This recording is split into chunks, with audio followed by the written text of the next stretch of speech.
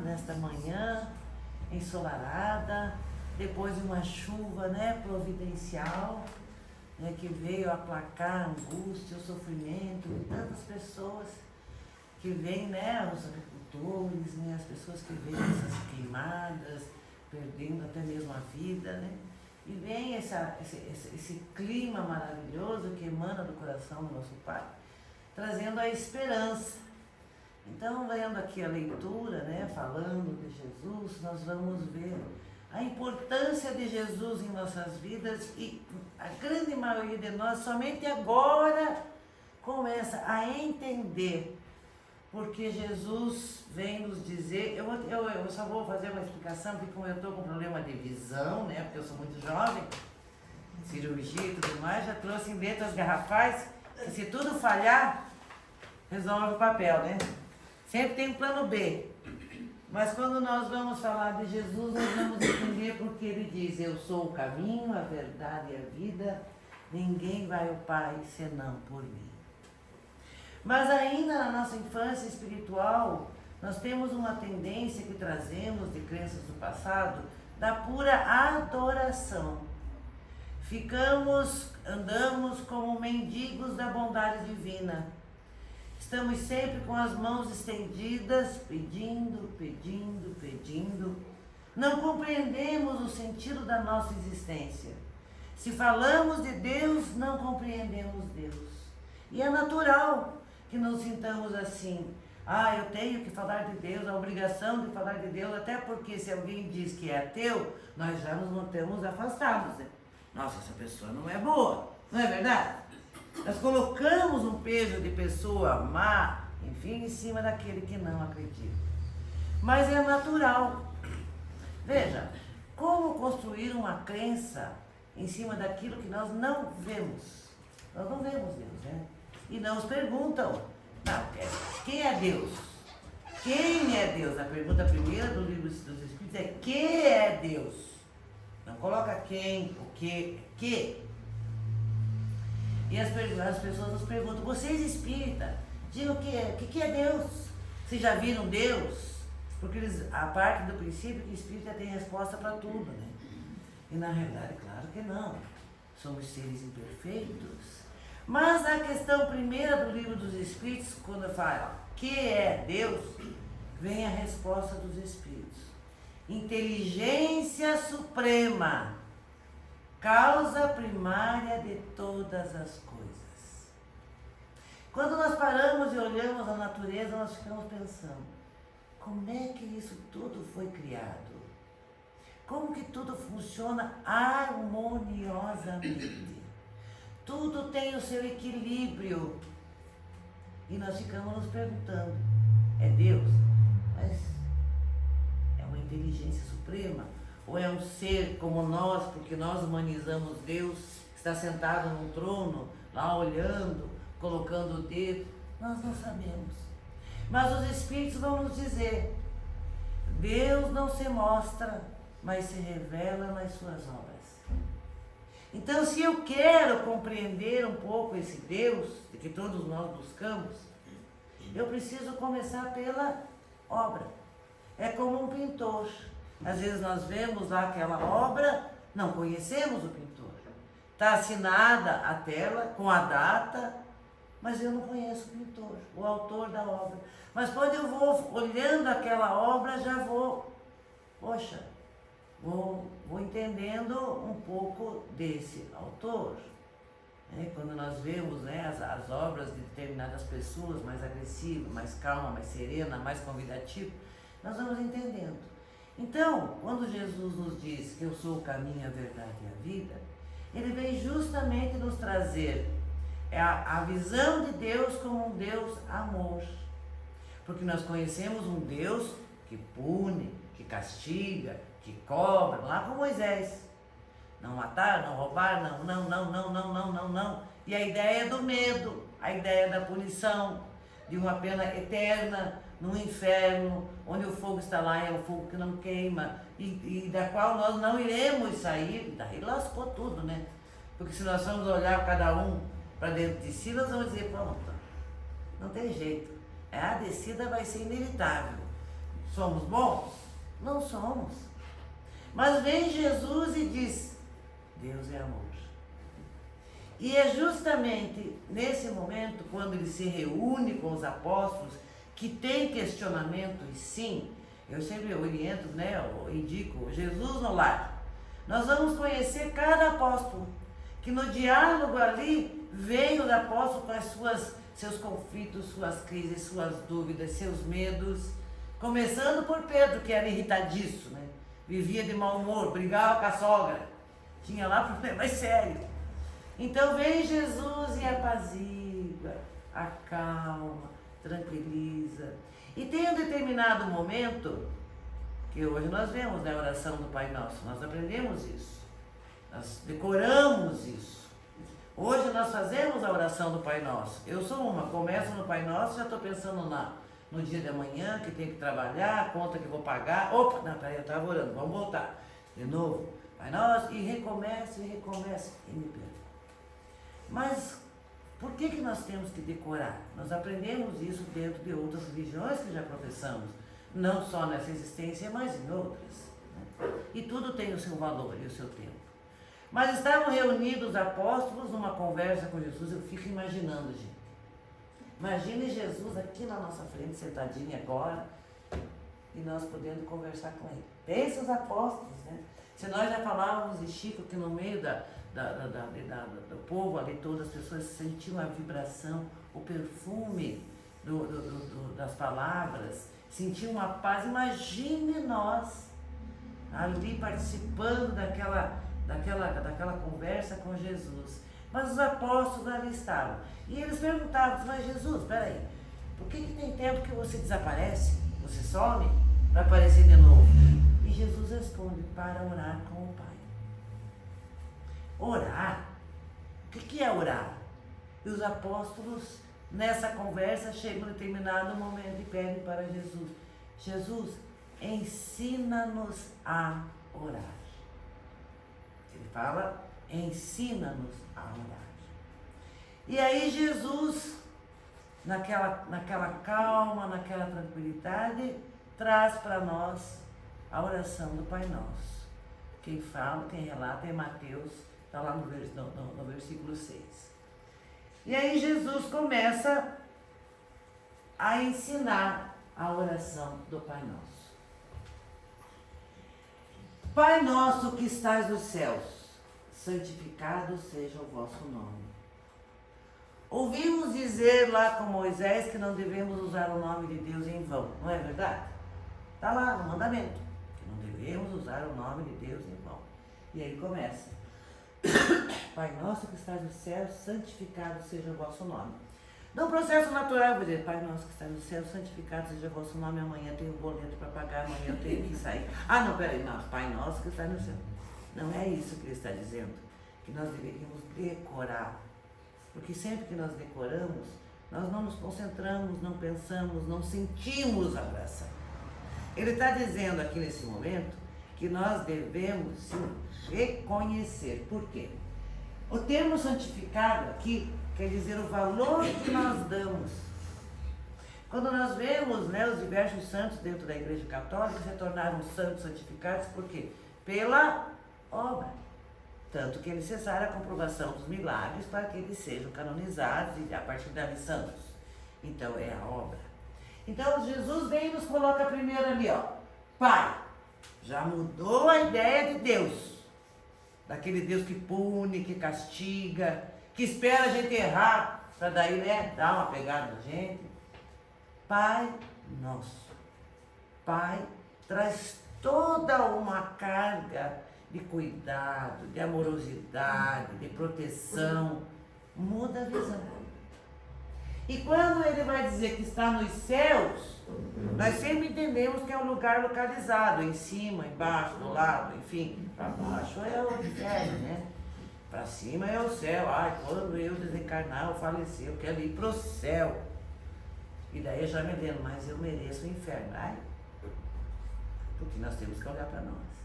Na realidade é aquilo que se entendia. Lembremos que lá atrás, com Jesus, nós éramos, e ainda trazemos muito disso, infantis no entendimento.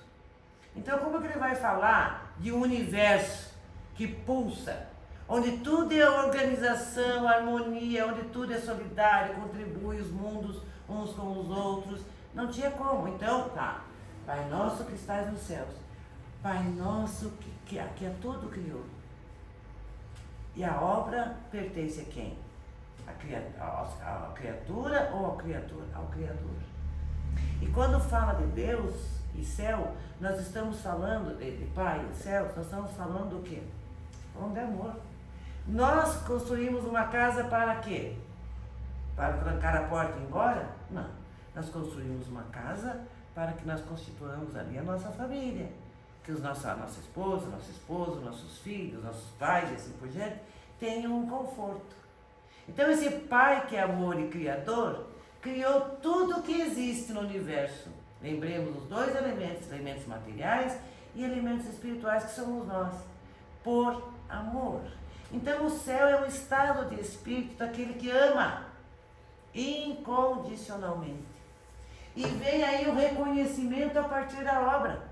Quando olhamos para nós, a nossa estrutura material, com essa harmonia de funcionamento dos nossos órgãos, tudo maravilhoso, já começamos por nós mesmos.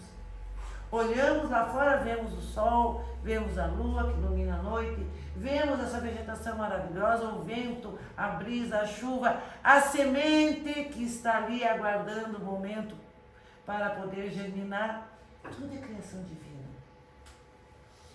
Então, o que eles continuam dizendo? Que esse Pai nosso, que é santificado, ele vai nos trazer o quê? A bondade, sabedoria e justiça. Construímos a nossa fé não somente por dizer ou conhecer as letras, versículos, não. A nossa fé é construída a partir da observação da obra divina. Deus não se mostra, mas se revela na obra. Vocês já viram aquelas formiguinhas andando com aquela folha enorme? Você diz, nossa, como é que ela consegue carregar? É a obra divina. Dá força ao pequeno, para que ele possa crescer e evoluir, porque tudo evolui na natureza. E aí vai seguir dizendo, né? Que vou pegar o papel, gente, porque a visão não vai me ajudar. Cego é aquele que não vos reconhece em vossas obras. Nós trazemos um orgulho. E o homem tem dificuldade de aceitar Deus. Nós queremos dominar essa inteligência maior. Nós queremos dominar. Não reconhecemos. Não conhecemos por quê? Porque não observamos, não vemos, não paramos para pensar o que é esse pássaro cantando. Por que ele canta? Por que ele canta? Para que a lei do progresso se faça. E aí ele segue dizendo, né? Vossas obras, não conhece vossas obras. Orgulhoso aquele que não vos glorifica, e ingrato aquele que não vos rende graças. Rende graças em que sentido? Gratidão. Obrigada, meu Deus, que despertei hoje. Acordei, estou aqui com a minha família, com a minha vida. Estamos na Casa Espírita aprendendo sobre as tuas lições. Eu posso contribuir muito, porque sou colaborador na tua obra, porque somos colaboradores. Então, o significado e o sentido, a partir dessa fala, já mostra que nós temos que ter gratidão, que faz parte do reconhecimento dessa inteligência superior, que a tudo comanda, sempre sustentado na bondade, na sabedoria e na justiça.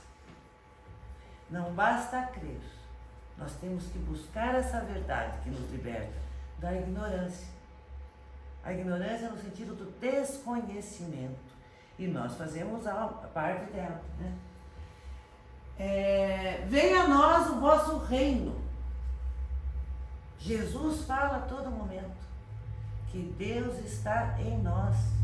Que o reino de Deus está em nós. Mas, puxa, como é complicado entender Jesus. Não. A partir do momento que vem a doutrina espírita nos esclarecer acerca de muito do que foi dito, mas que naquela época não havia uma evolução em todas as áreas para que nós pudéssemos compreender, o Espiritismo veio nos falar. Venha a nós o vosso reino, são as leis. Se Deus é amor, se Deus é amor, né? O que é o reino de Deus? Amor. Nós estamos mergulhados no amor divino. E cada um de nós traz em si o germe do amor. Porque nós somos criação de um Deus que é amor. O germe de amor está em nós, quer dizer que o reino de Deus está em nós. Só nós não compreendemos. Passamos a sempre viver tudo ali fora, no campo da adoração, das realizações, dar esmola, fazer a caridade, tudo lá fora. Não percebemos que esse reino de Deus habita em nós e que nós devemos cuidar, zelar e fazer germinar esse amor. Por isso que o amor não nos vem num pacotinho bonito, vem um pacotinho de semente. Um pacotinho de semente das virtudes. O amor é a somatória das virtudes. Então o reino de Deus pede que nós trabalhemos essas virtudes para que somadas transformem-se nesse amor maior, da qual Jesus nos ensinou, nos mostrou. E para mim a expressão maior desse amor, quando Jesus fala, eu sou um com o Pai, eu sou um com o Pai, Ele é um filho, nosso irmão. Ele do alto da cruz, do seu sacrifício, olha e diz, Senhor, perdoa, eles não sabem o que fazem. Porque o reino de Deus estava ali no amor, Ele olhou para nós todos que estávamos lá. Essa fala, tirei pedra na cruz, é verdadeira, gente. Nós andamos por ali também. E Ele vem e olha e fala do perdão. Nós nessa situação, o que faríamos? Nós íamos buscar o quê? A vingança, né? A vingança. Então Ele vai dizer assim, chegará o dia em que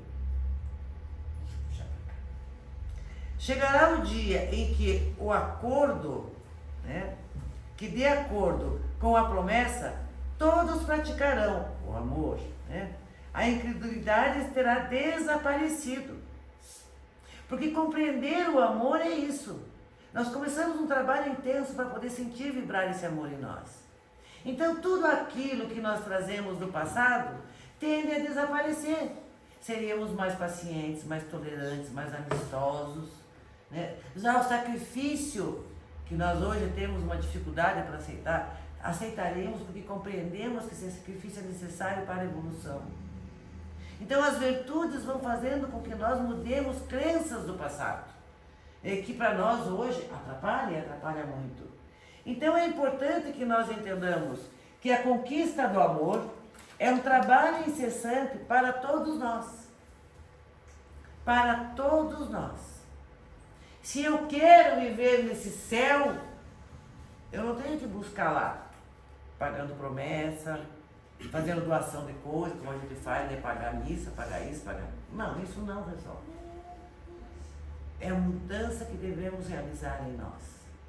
Nos desvestindo do homem velho, viciado, né? Daquele que barganha, que se corrompe, para o homem novo. Para aquele homem que vai buscar aquela justiça de que Jesus fala. Fazei aos outros aquilo que gostarias que a vós fosse feito. Nós compreenderemos o sentido do reino de Deus, que é no campo dos sentimentos. Porque às vezes nós fazemos coisas, mas não sentimos, né? Ligamos no automático porque nos disseram que nós tínhamos que fazer, pela obrigação. E não é obrigação, não é. É reconhecimento de que esse caminho de que Jesus fala é o caminho da felicidade que todos nós almejamos. Ah, mas viver nesse mundo é difícil. Nós estamos no mundo, mas não pertencemos ao mundo. Enquanto nós seguimos a massa, fazendo o que a massa faz, nós não conseguimos entender o sentido do reino em nosso coração. O estado de céu. Nós temos que nos destacar da massa, como nos fala, né, Jung. Enquanto nós estamos andando com a massa, nós nos vingamos, nos magoamos, nos ferimos e assim por diante. Quando nós começamos a buscar esse Deus e esse reino dos céus, nós já começamos a olhar a massa e dizer, não, que é o que faz Gandhi. Gandhi caminhava com a massa. Mas daqui a pouco ele percebeu que, opa, E ele começa a se destacar, significa começar a refletir, pensar e encontrar novos caminhos. E ele se destaca da massa e vai trabalhar em prol da massa, falando que a paz só é possível conseguirmos com desarmamento. Não é lutando, guerreando, matando o outro. A paz é necessária estar aqui em nós para que nós alcancemos a paz. Senão vivemos mergulhados, né? Então, o reino do céu é o amor, é a justiça, é a caridade, a vivência da lei. Devemos fazer ao próximo aquilo que gostaríamos que a nós fosse feito. Aqui resume tudo, gente. Aqui resume tudo. O que eu gostaria para mim? Eu gostaria para mim, então eu não faço do outro. É o que nós estávamos falando agora há pouco lá. Na grande maioria das vezes, nós entendemos a justiça positiva quando estamos numa situação que essa justiça tem que agir. Mas quando nós estamos agindo errado e alguém move uma justiça contra nós, o que nós dizemos? Ele está errado. Não. A justiça tem que ser equânime, igual para todos. Mesmo que eu, nesse momento, por um ato impensado, esteja sendo injusto, eu tenho que corrigir a rota. Não é justificar o erro em mim e condenar o erro no outro.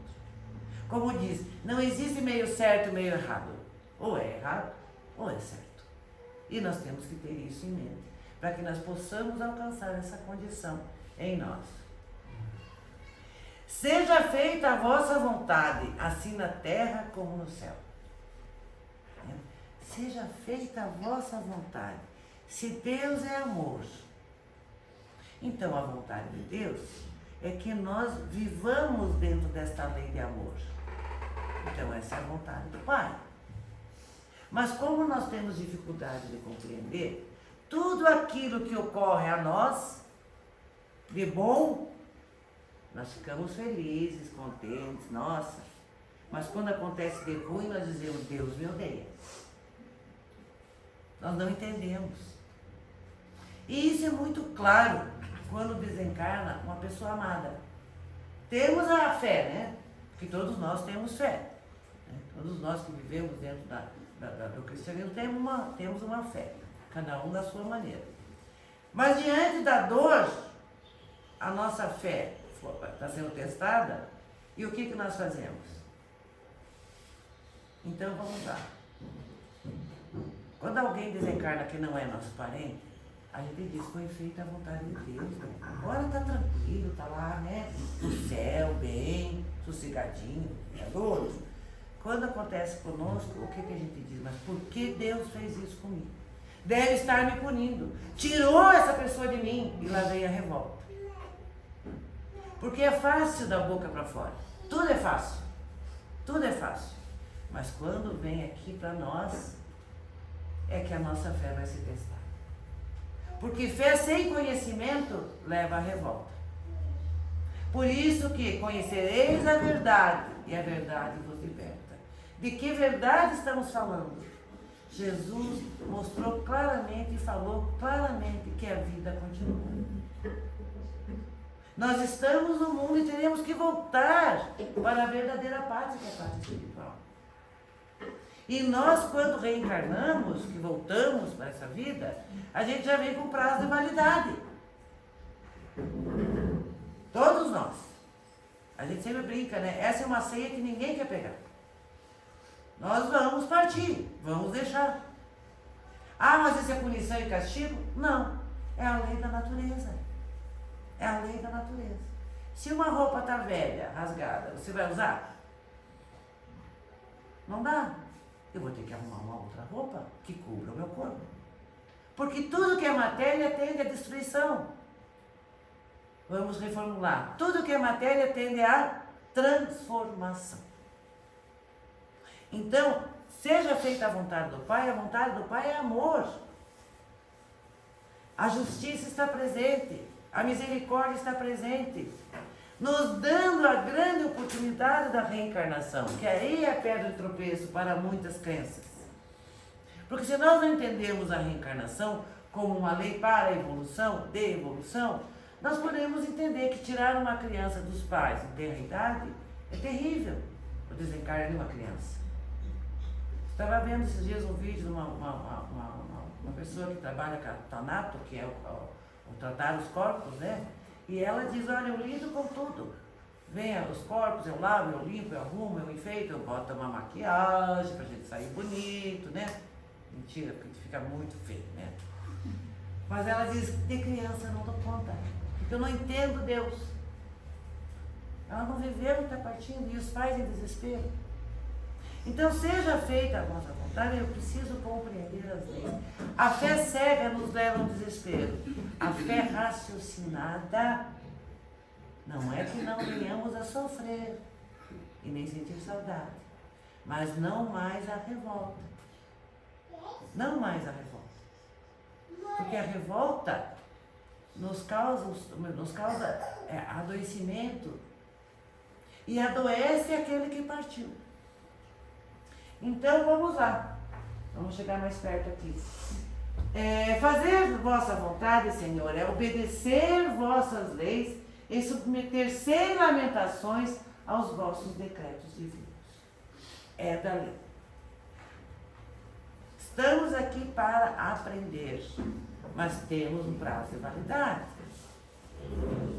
Então a vontade do Pai tem que vir à nossa frente pela compreensão da lei. Que também não vamos dizer que de uma hora para outra vamos ficar, não. Mas vamos usar o termo da moçada, dói menos. Dói menos, porque nós somos um espírito em evolução. Toda dor é uma dor, mas a dor compreendida ela dói menos. Isso a Joana de Ângeles fala. A dor tem o tamanho que você dá para ela. Se eu me rebelo, se eu me revolto, essa dor só aumenta, né? E ele vai dizer assim, né? O homem, quando começar a compreender, né, ele vai entender que a dor, aquilo que se apresenta a nós é uma bênção. Vamos lá, o que os Espíritos nos dizem? Saímos da mão do Pai simples e ignorantes, quer dizer, sem conhecimento, para alcançar a perfeição. Não alcançaremos a perfeição em uma única existência. Como é que o aluno aprende na escola? A professora fala, escreve no quadro, dá exercício, diz hoje tem prova. Tudo que nós vivemos são provas.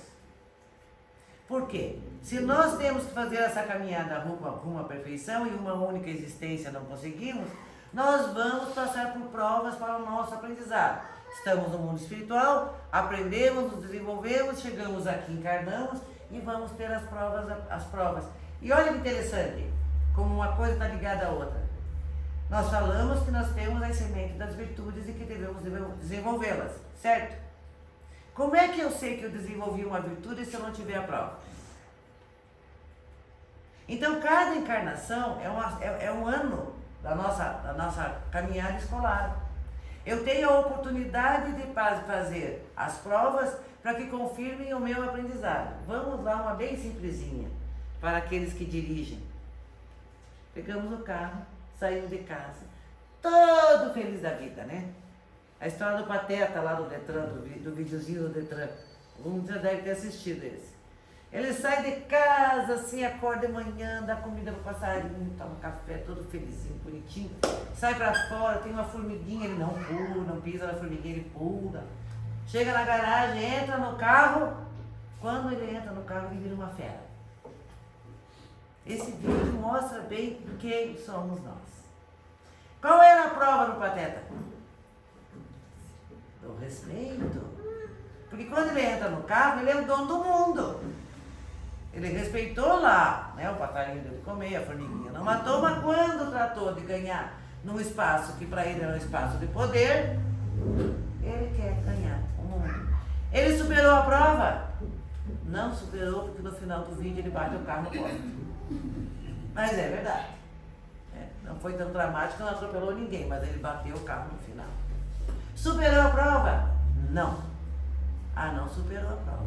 Lá vem outra prova. Porque tem que tirar uma lição daquela que não funcionou muito bem. Vem outra, e vem outra, e vem outra. Até que ele entenda que ele tem que seguir a lei. Fazer ao próximo aquilo que gostaria que a ele fosse feito.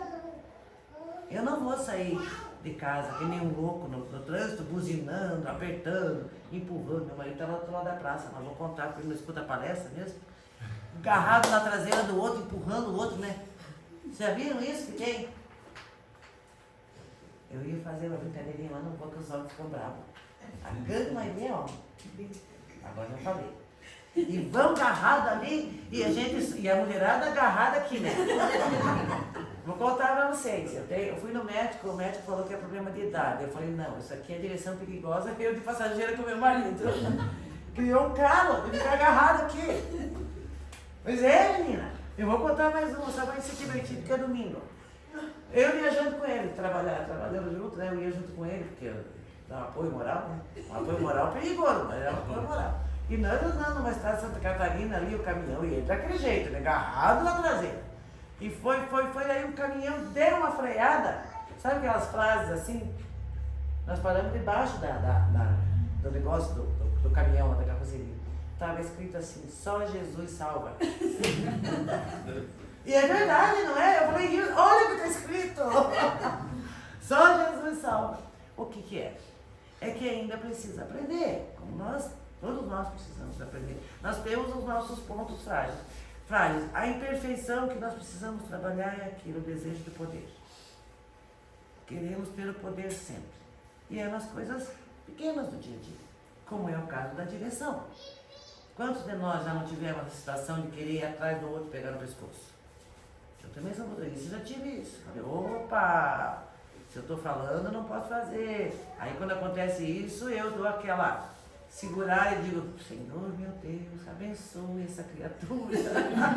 Vai com Deus, meu querido. Mas é isso, é um exercício da virtude. Por quê? Se nós não superamos as dificuldades e aprendemos, vamos ter que repetir. Então a vontade do Pai não é de punir e castigar, mas nos dá a oportunidade do crescimento. Então quando se fala, vamos lá adiante, o pão nosso de cada dia, na vez eu vou falar do perdão, o pão nosso de cada dia nos dai hoje. Nós criamos uma ideia, estamos vinculados a uma ideia material.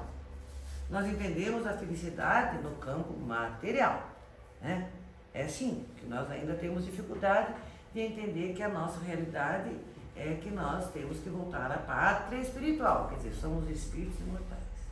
Então, quando nós falamos o pão nosso de cada dia, dai-nos hoje, não me falte comida, que eu possa comprar aquele carrão que eu quero, ganhar na mão. Eu também gostaria de ter aquela promoção. Nós ficamos vinculados ao aspecto material, porque não entendemos. Quando ele vai nos dizer o pão nosso de cada dia, ele está falando do... Eu até estava pensando quando estava trabalhando isso aqui, né? Você imagine se todos nós ficássemos esperando o pão nosso de cada dia, que caísse para nós, que viesse para nós. Nós não trabalharíamos, né? Estaríamos sempre parados esperando que esse pão venha. Porque eu vou entender assim, se ele diz lá, pão nosso de cada dia, dai-nos hoje, Deus tem que me dar o pão.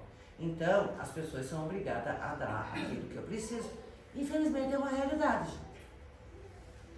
Nunca se viu tanto placa de papelão, tô com fome. Tô com fome. Porque não se compreende. E aqueles que estão ali ficam com dor na consciência, né? Coitado, o cara tá com fome. E às vezes fica vinculado a essa ideia. Não, o pão nosso de cada dia dai-nos hoje. Através do trabalho. Porque trabalho é uma lei divina. Quando nós vamos estudar as leis no livro dos Espíritos, trabalho é uma lei divina. E muitos de nós não compreendemos. Somos viciados em sempre pedir e ficar esperando o que aconteça.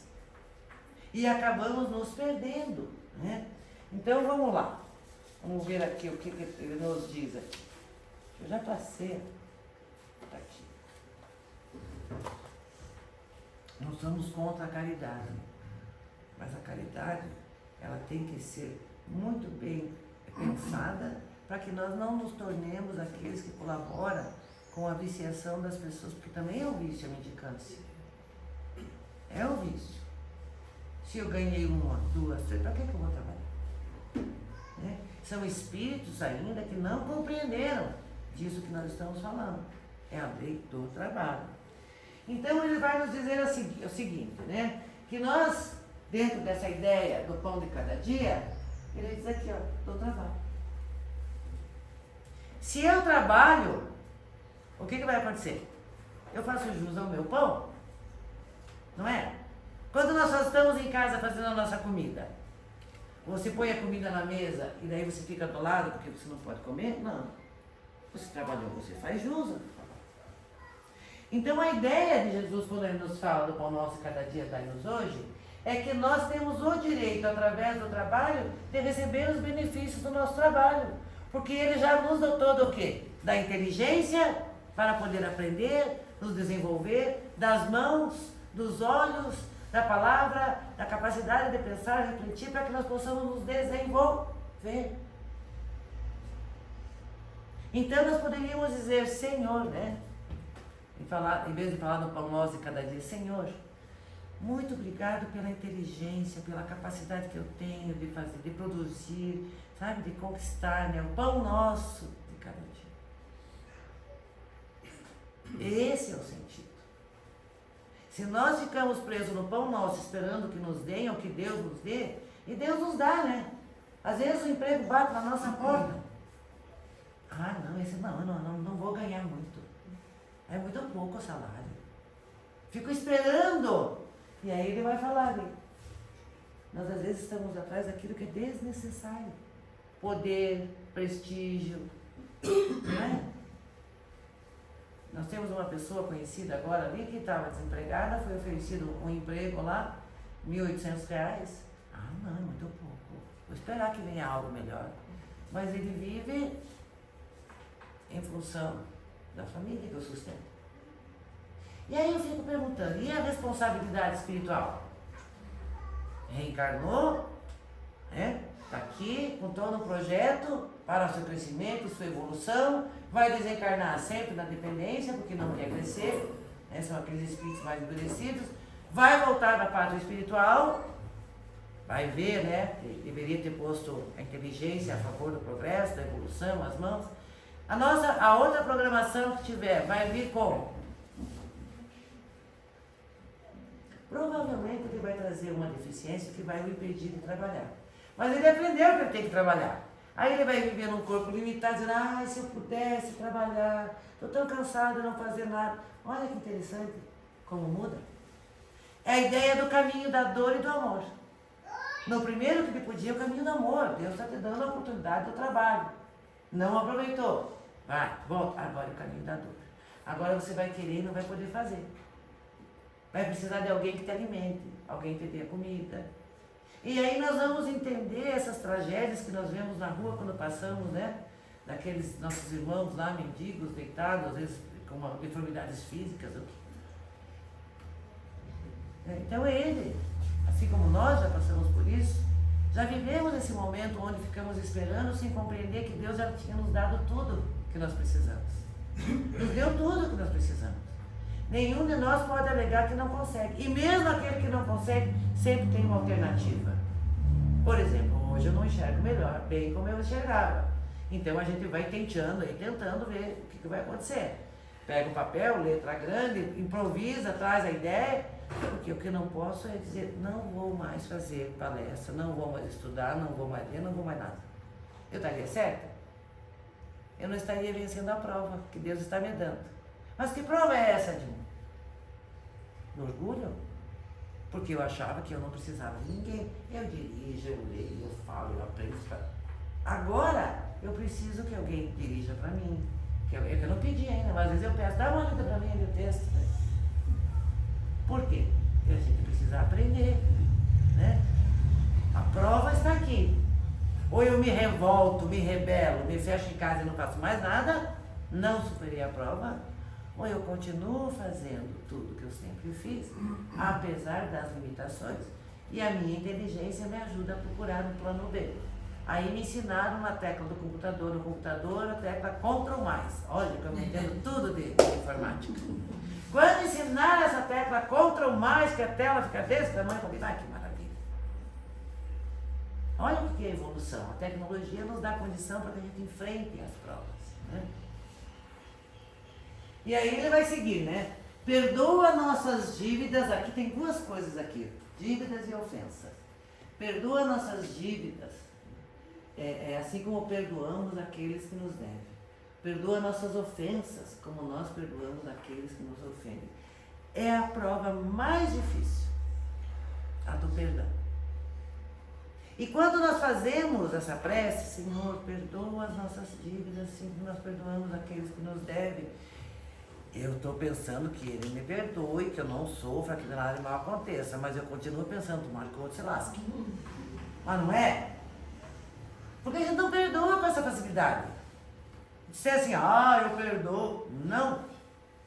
Porque o verdadeiro perdão vem com o esquecimento do ocorrido. E do trabalho direto para aquele que nos ofendeu. Uxa, aí é duro, né? Não é fácil, gente. Não é fácil. Só que quando nós vemos isso na prece, a gente se sente culpado porque não consegue perdoar. A gente se sente culpado. Nossa, mas eu escutei lá na missa, lá no culto, na casa espírita, que eu tenho que perdoar, eu estou perdido mesmo, não tem jeito. Não, nós temos que parar com isso. Tudo isso que Jesus ensinou no Pai Nosso é o ideal que nós devemos buscar. Ele não disse você tem que fazer. E aí nós vamos voltar para a doutrina espírita que nos fala que nós dificilmente, diante de um agressor que tenha feito algo para nós vamos, através do perdão, amar, abraçar, confiar. Alguém faz? Alguém dá as costas para alguém que te lascou? Você não dá as costas. Você já diz, olha lá quem está vindo, fique atento aí, porque alguma coisa vai acontecer. A gente faz isso porque é do instinto, é o nosso instinto de conservação. Aquela pessoa pode me causar algum dano. Então os espíritos dizem, nós não vamos conseguir abraçar, amar e perdoar. Não. Ele diz assim, só não devolva o mal. Não se vingue. É disso que eles estão falando. O modo vingança é um comprometimento que nós fizemos um e o outro, né? A vítima, entre aspas, e o agressor, que vai perdurar por muito tempo, onde desencadeia as obsessões. Então, assim, o outro veio e fez algo para mim. Fiquei com raiva? Fiquei. Magoado? Fiquei. Ressentido? Fiquei. Com vontade de me vingar? Sim. Mas daí eu paro e penso, opa, é melhor eu deixar que ele siga o caminho dele. Eu não preciso conviver, já que eu não dou conta. Eu não dou conta de conviver. E é verdade, a gente não dá conta. Uma hora ou outra vai aparecer cobrança, né? Um ofendendo o outro. Deixa lá. Deixa lá. Segue o teu caminho. Se vier um pensamento, desejo de vingança, ódio, tomara que ele quebre uma perna. Ave Maria. Mas a gente tem, né?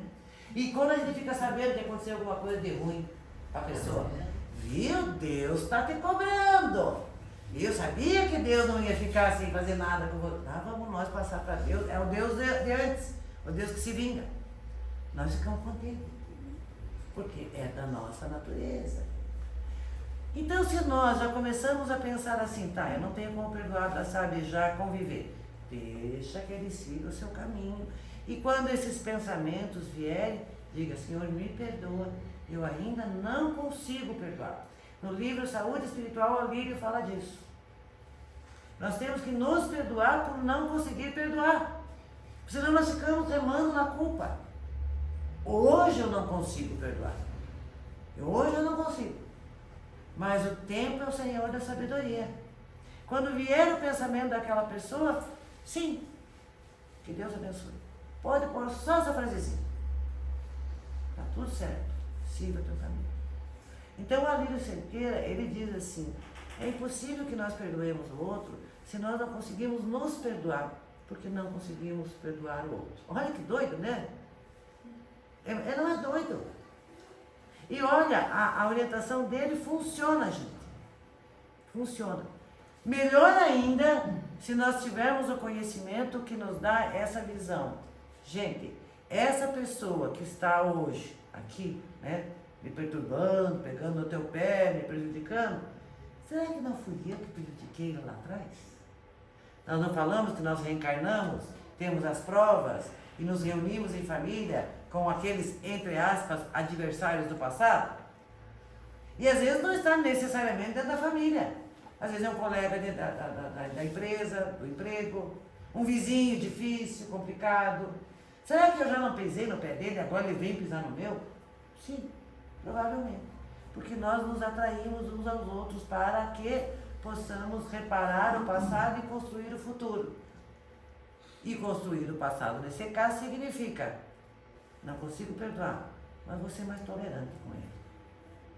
Não consigo perdoar, mas eu entendo que ele é um espírito encaminhado tanto quanto eu, cheio de defeitos, cheio de problemas, cheio de dificuldade. Eu começo a justificar o comportamento do outro a partir de uma visão espiritual que nos diz: todos nós somos aprendizes nessa escola. Todos nós. Se nós temos raiva, odiamos alguém nos tem raiva de nós, nos odeia, nos detesta. Então, vamos fazer a nossa parte e vamos aprender. Vamos aprender que perdoar é bom, lógico, mas se nós não conseguimos, não vamos nos culpar. Mas vamos deixar, como diz, deixe que o rio siga o seu curso, mas não fique tentando represar, porque ele sempre vai dar uma volta. Não adianta. Né? Então, não nos deixar cair em tentação, mas livrar-nos do mal. Nós achamos que tem alguém que nos atenta. Por quê? Nós trazemos uma crença do passado que existe um ser que brigou com Deus, né, que foi despejado do céu, vamos dizer assim, né, que caiu lá de lá e criou um inferno, e que a partir dali ele resolveu que vai sempre ficar, né, nos colocando numa situação difícil para que a gente não vá para o céu e fique no inferno. São as crenças do passado, sem problema algum. Os Espíritos vêm nos dizer: ninguém é tentado naquilo que não possui. Os espíritos que estão aí, espíritos inferiores, ainda em dificuldade, não é inferioridade no seu termo pejorativo, mas sem conhecimento, apegados à matéria, eles vão se ligar a pessoas encarnadas iguais a eles. Então, vamos lá. Eu gosto de beber. Tá. Aí vem um espírito lá: a Dilma gosta de beber, vou ficar perto dela. Vai dar boa essa, né? Mas o espírito bebe? Ele não pode pegar o copo, o material, mas ele, em contato comigo que gosta de beber, quando eu abro a garrafa da bebida, quando eu coloco a bebida no copo e eu giro, não tem fluidos ali exalando? Exala, são fluidos, matéria. O que esse espírito faz? Estamos junto de mim? Ele aspira esse fluido. Você já viu aquela comida gostosa na cozinha que você entra assim, né? A mãe fez, a esposa fez, e você diz: nossa, que cheiro bom! Você já está se alimentando antes de colocar o prato na mesa. Porque tudo é energia, é matéria.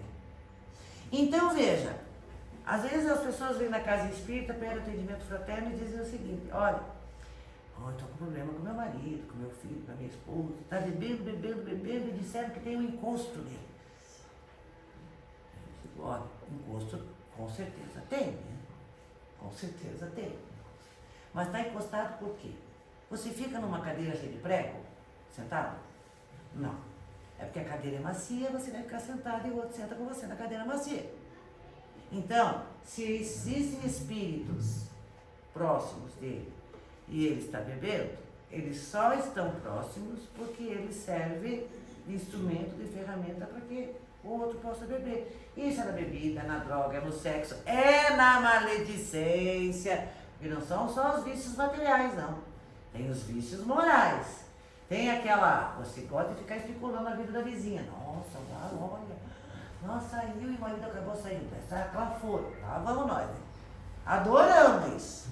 Mas, olha, antes do marido chegar, ela chegou. Aí tem coisa. Lá vamos nós, sabe? Só que eu brigava muito, que eu dizia, ela fica o dia inteiro na janela, sabia da vida de todo mundo. Aí o que vai acontecer? Eu penso: não dá nada, né? Os jovens, não dá nada, ninguém escutou o que eu estou pensando. A fofoqueira que desencarnou, que sempre o fofoqueiro desencarna também. O fofoqueiro desencarna, a vibração, a afinidade. Lá vem a fofoqueira e pá, cola em você. Aí vai alimentando aquilo que eu já tenho, os pensamentos. Veja a importância de nós escutarmos aquilo que nós pensamos. Porque a tentação só existe porque eu tenho uma fragilidade. Eu sou tentado naquilo que sou frágil. E é uma prova. E eu preciso me fortalecer.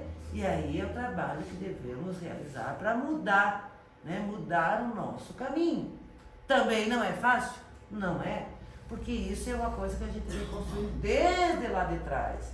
Mas lá o Evangelho não diz os tempos são chegados. Tempo do quê? De fim do mundo? Não. Não. Os tempos são chegados da nossa ignorância. Dos caminhos que nós estamos buscando e que faz parte do passado e que hoje já não serve para nós. É disso que a oração está falando. É disso que a oração fala. Trabalha as tuas imperfeições e você terá próximo de você espíritos bons, que vão se ligar a você pela bondade. Não vou dizer perfeição, gente, que não seremos perfeitos amanhã, mas pelo desejo do bem. O desejo do bem atrai esses irmãos. Por quê? Porque nós estamos irradiando luz. Jesus fala, brilhe a vossa luz. Nós temos, mas ela está encoberta pelas imperfeições. Vamos nos liberando das imperfeições, desenvolvendo virtudes, e essa luz vai irradiando.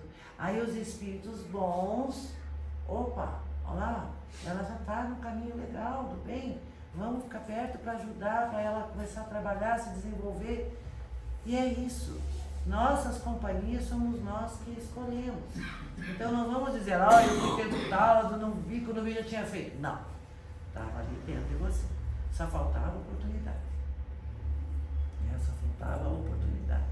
E para finalizar, ele vai dizer, assim seja, né? A vontade do Pai é amor. Então toda a oração do Pai Nosso nos convida a uma mudança interior, não uma repetição incansável, sem base, sem sustentação, sem sentimento. Cada frase dita dentro da oração tem um significado muito mais profundo do que só aquilo que sai da nossa boca. Não precisamos repetir o Pai Nosso. Pode ver, na casa espírita raramente se usa isso. Algumas pessoas até podem fazer uso, mas não. Porque já compreendemos que a oração tem que vir do coração. Obrigada, meu Deus, pela oportunidade do dia. Então nós vamos conversando com Deus. Mas Ele quer dizer, reconheça a infinita sabedoria do nosso Pai. Faça a tua parte. Ofereça a tua mão. Trabalhe as tuas imperfeições. Se esforce cada dia para ser uma pessoa melhor. Não perfeita, que nos frustraremos, porque nós temos muitas coisas a mudar, mas ser uma pessoa melhor a cada dia. E o assim seja é como um compromisso que nós estamos assumindo diante daquela oração que está sendo feita ali. É um compromisso assumido, assim seja. E eu faço parte de tudo isso, porque somos colaboradores com o Pai. Não estamos aqui a passeio. Estamos nos preparando para trabalhos lá na frente, onde possamos contribuir, né, com a solidariedade e fraternidade, aqueles que aqui habitam, aqueles que estão no mundo espiritual, em sofrimento. Seremos, como diz, a mão de obra para Deus. Mas temos que ter a mão pronta para ajudar. E para encerrar, vamos sim elevar o nosso pensamento a Deus, nosso Pai de infinita bondade, a Jesus, o nosso Mestre, e agradecer de todo o coração a oportunidade bendita que recebemos de estar aqui reunidos, nesta casa onde somos acolhidos com tanto carinho, buscando aprender um pouco mais dos ensinamentos de nosso Mestre Jesus, nosso irmão maior, que nos preparou o caminho através dessa verdade incontestável, de que aqui estamos filhos de um amor maior que não compreendemos e que trazemos essa centelha desse amor em nós. E hoje despertamos a nossa consciência acerca da responsabilidade que temos em nos transformar para que possamos, sim, fazer parte de uma mudança, de uma transformação, dessa regeneração que se apresenta nesse momento, trabalhando as almas no sentido da busca desta luz, deste amor que resplandece, sustentando a cada um, e aquele, Senhor, que ainda caminha na escuridão, derrama as bênçãos do teu amor, auxiliando no despertar. Sustenta aqueles que sofrem, que choram, que padecem em desespero. Dai a força e a coragem àquele que desanima. Mas principalmente, Senhor, que possamos encontrar essa paz interior, para que assim vejamos este planeta começar a acalmar, apaziguar e despertar para um olhar de que todos somos irmãos e que aqui temos a oportunidade bendita, Senhor, de desenvolver em nós esse amor incondicional. Jesus amado, fica conosco, nos ampara, nos protege, nos guia e que a tua luz se derrame, Senhor, sobre todas as criaturas. Que assim seja. Que assim seja. Bom domingo a todos, fiquemos nos lugares aguardando o passo.